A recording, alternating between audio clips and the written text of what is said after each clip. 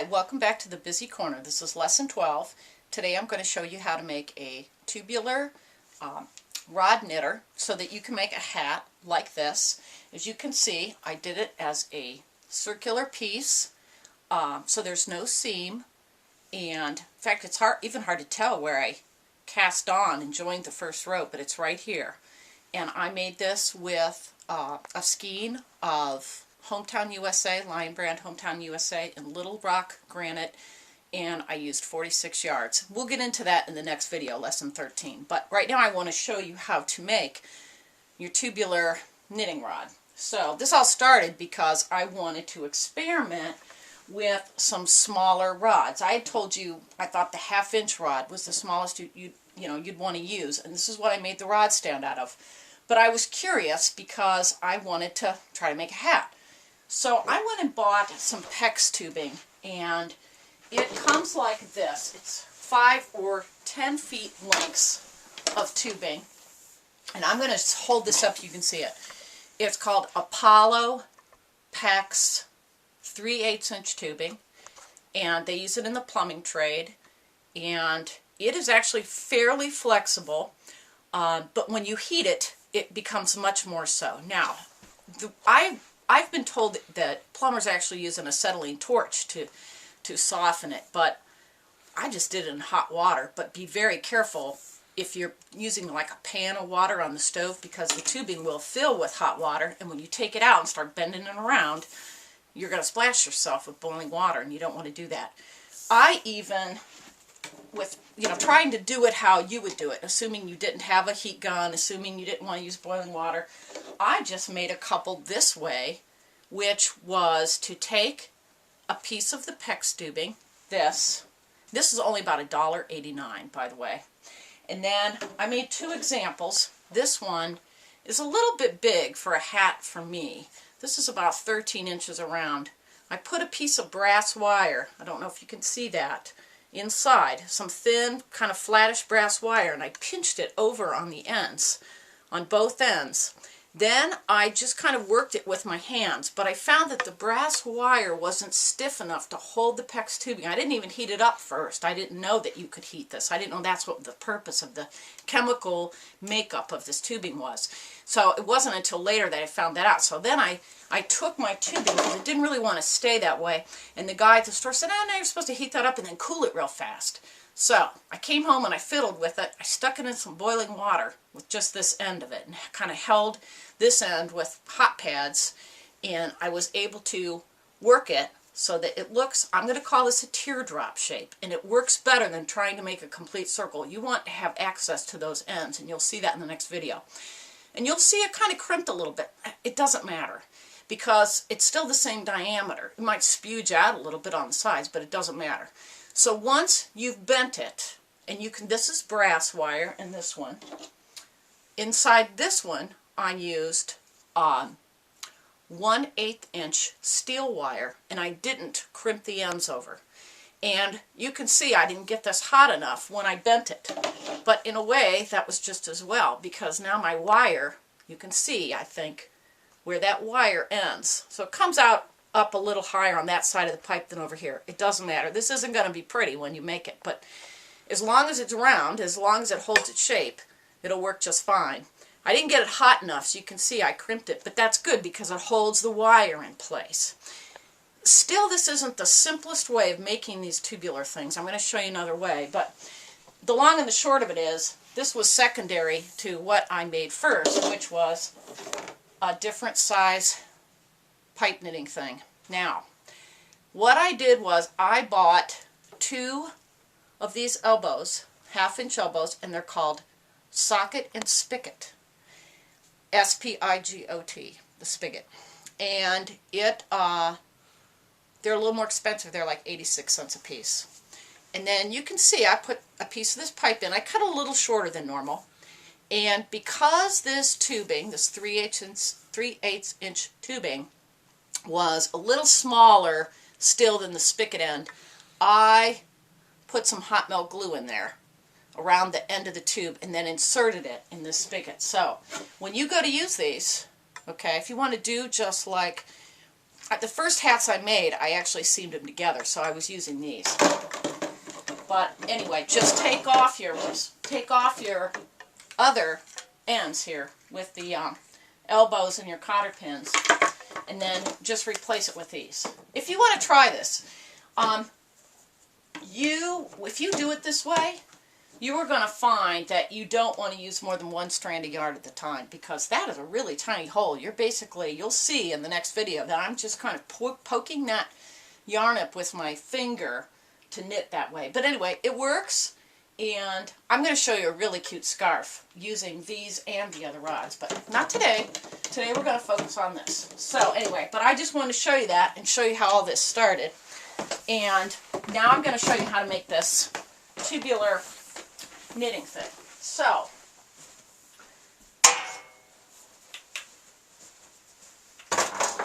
I experimented with a couple different products. One was the PEX, which I prefer because it's smoother. It cuts very easily with your handy dandy cutter, or you can use a hacksaw and sand it. It feels a lot like your knitting stand material. And it's still cheap, but again, even if you heat it, the idea was, I even wanted to try to heat it. Once I learned that you could heat it and cool it, I tried doing it without the wire, and it didn't really work very well because it's hard to mold it. You know, it's super hot, and you're trying to hold it. You know, if I'd gotten a better tool out, I'm sure it would have worked better. But I tried to make it like I thought you might make it. But anyway, I would kind of, this is what I just made a couple cute hats on. This one that I showed you already, and then this one. And we'll go over these in the next video. So, it doesn't have to be pretty is what I'm saying. But I think one of the easiest ways of making these, and it'll be a little stickier, but I would suggest this tubing. And this tubing is, they sell it by the foot. It'll be on a big roll in the plumbing department, and it comes in all different sizes.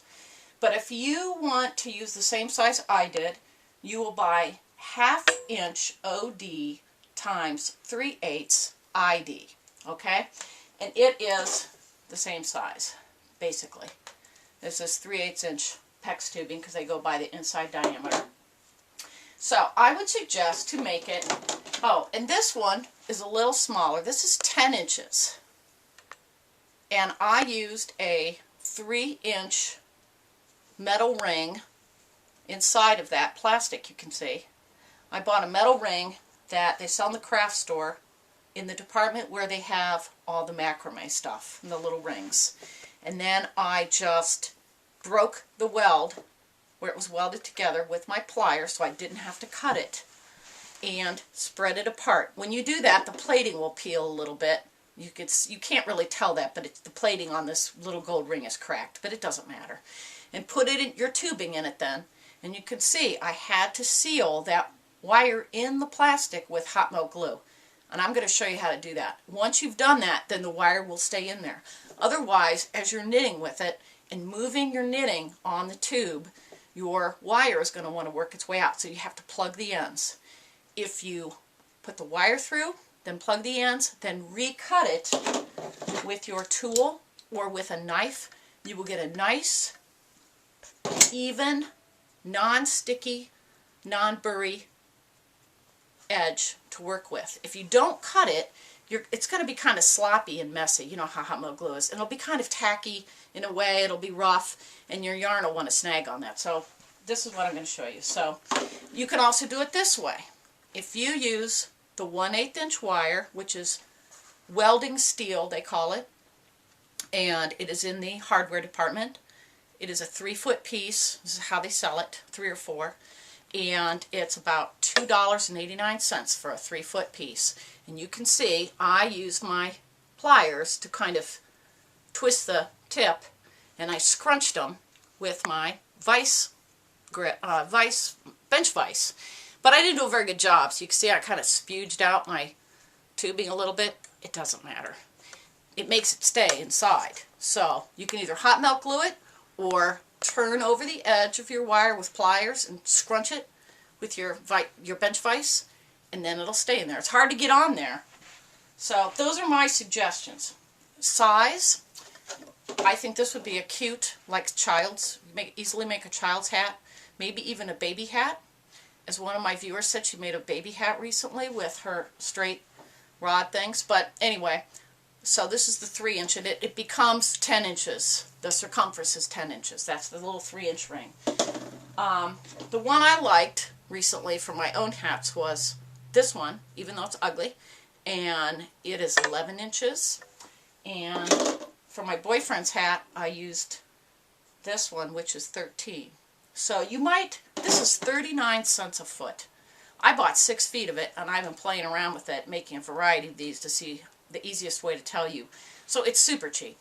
So make yourself a bunch of rings if you want to, but this is my suggestion, to make a 12-inch, which I think would make, you know, your most flexible size, to make a 12-inch ring.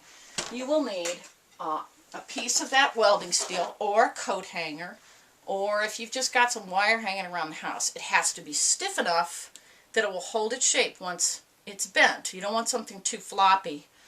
But like I say, this is 1/8 inch welding steel, and it's 11.5 inches long. You want it a little shorter than your tip. And here's a better example, because you're going to have that glue in there and so forth. And again, I think it's better if their ends of these don't meet. Something more like a teardrop shape.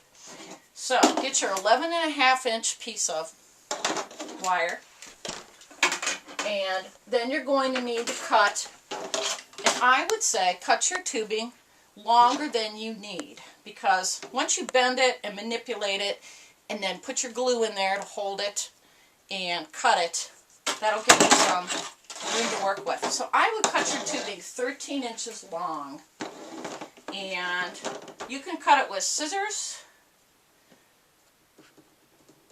It doesn't have to be perfect when you do this, by the way. So there's my cut. You can use your tubing cutters too. So mark your spot and use this if you want, or you can use scissors. So now you have a piece of tubing, flexible tubing. This is a little stickier on the outside. I think that's why I like the PEX better. But this is much easier for you to make at home. So now stick your wire in there.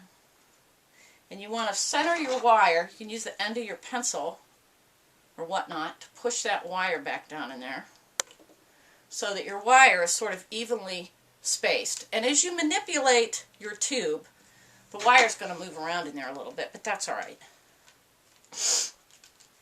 And then just bend it into a shape that's reasonably round.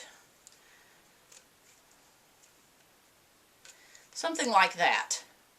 You're going to be able to bend it more too once you've, because you don't want your tips too far apart, but don't forget we're going to cut those. Now see how my wire moved when I was bending it. So that's alright. Just take your pencil and push it back down in there. Just something like that. And kind of even them out in there. Again, this isn't going to be pretty, but it does the job. And I've racked my brain trying to think of something else to make this out of. I was going to use soft copper, but I've been told that even soft copper will kink if I try to make it this little. So at least that's what they told me in the plumbing department. So that was a no-go. So now get your wire in there. It's kind of centered. You see, I had to keep playing with it. And now get your hot melt glue. And be careful. Geez, I really burned my thumb the other day with this stuff. So now you got your wire in there, and just kind of smush a bunch of this in there. And don't worry about making it pretty. All you're doing is plugging the end of this.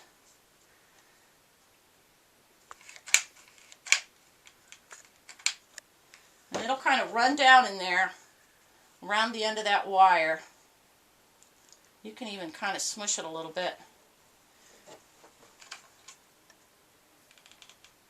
You might be able to use corks and glue corks in there too. Just something to plug the end. I found this works pretty well though. So now that you've got your glue in there, like I say, it isn't pretty, but you got to let that completely cool now. And you want to make sure you have enough glue in there. You saw I put in quite a bit. You can move your wire in there a little bit if you want to, so you can kind of center it. Doesn't really matter. But once that glue hardens up in this area up here, that will allow you to now cut it with your doodads. And you want to have it, or a knife, and you want to have enough hanging out over the edge so that when you put this on there, you know, it comes out past the point where that blade's going to pass. Otherwise it'll just crimp it, if you know what I mean. So that's why I had you cut your tubing 13 inches long. And you don't want to obviously cut back into the wire. It'll end up coming about that far. And then just let it cool, but don't do anything yet to it. And that's how you make a circular knitting tube.